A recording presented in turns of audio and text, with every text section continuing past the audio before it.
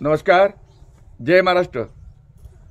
मित्रहो, आज मला काही महत्त्वाच्या मुद्द्यांवर आपल्याशी खरं म्हणजे संवाद साधायचा आहे.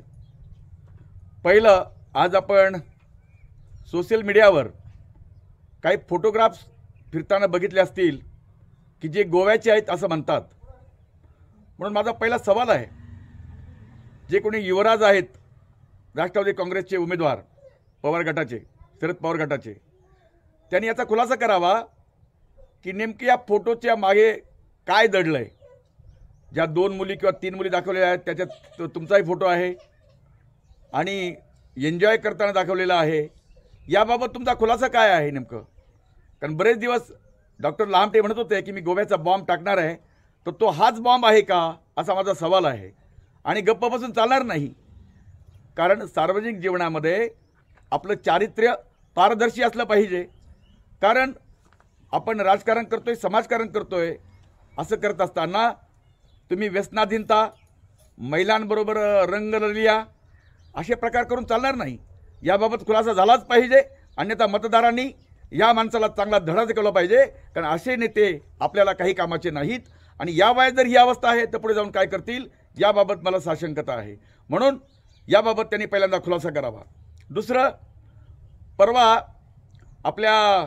जेव्हा आपण आपले अर्ज दाखल केले त्याच्यामध्ये त्यांनी प्रॉपर्टीमध्ये दाखवताना फक्त आदिवासी 4-5 गावातील जवळजवळ 32 कोटीची जमीन त्यांनी दाखवलेली आहे. मला प्रश्न असा पडला की वय फक्त 28 आणि 32 कोटीची जमीन आदिवासी 4-5 गावात घेतलेली आहे. ही आली कुठून? हा पैसा आला कुठून? एवढंच नव्हे तर आदिवासी भागात फिरत असताना आम्हाला जाणवलं की आदिवासींच्या जमिनी लुबाडून घेतलेल्या आहेत, पैसे कमी दिलेले आहेत, सह्या घेतलेल्या आहेत. आणि एवढंच नव्हे तर शेंडीमध्ये कोणाला धंदा करायचा असेल तर यांच्या परवानगीशिवाय, यांना भेटल्याशिवाय धंदा करता येत नाही.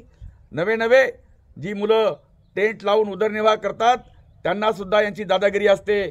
पर्यटक जेव्हा येतात त्या काळात खरं म्हणजे मोबाईलचं कनेक्शन बंद केलं जातं की जेणेकरून ते पर्यटकांचा आणि त्या टेंटवाल्या मुलांचं संपर्क होऊ नये.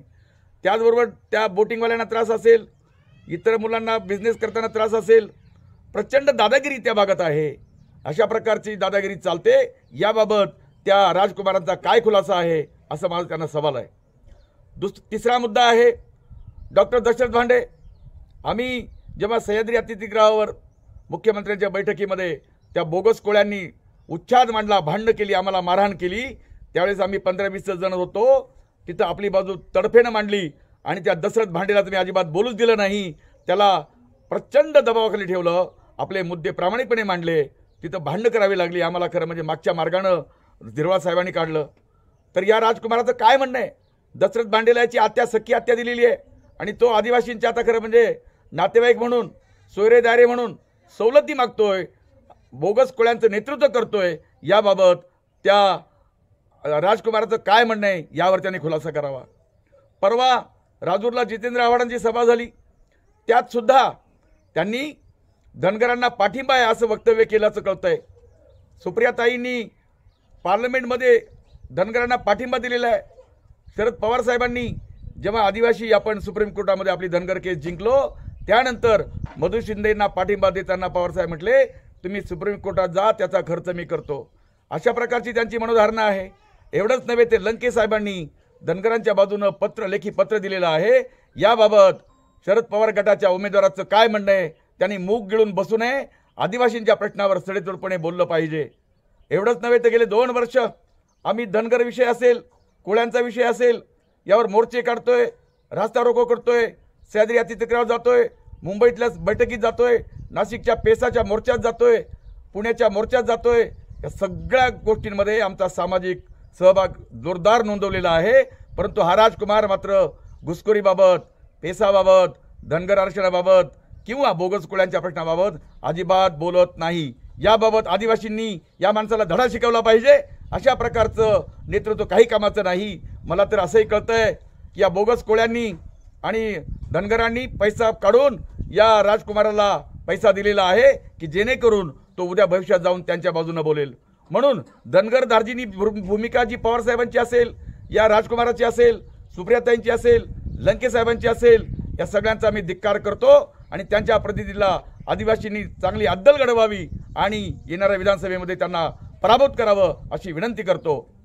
त्याचबरोबर यांचं खरं म्हणजे भाजप प्रेम, दुसऱ्याला म्हणतात गद्दार गद्दार गद्दार। अहो अशोकराव भांगरेंनी शिवसेनेकडून उमेदवारी केली, पडले आणि लगेच पक्ष बदलून गद्दारी करून दुसऱ्या पक्षात गेले। एवढंच नव्हे तर मी 2दा उभा होतो शिवसेनेकडून, पिचडांकडून सुपारी घेऊन अशोकराव भांगरेंनी मला 2दा पराभूत केलं, शिवसेनेच्या उमेदवाराला पराभूत केलं। अशा प्रकारची शिवसेनेची त्यांनी गद्दारी केली, त्यामुळे प्रचंड शिवसैनिक नाराज आहेत।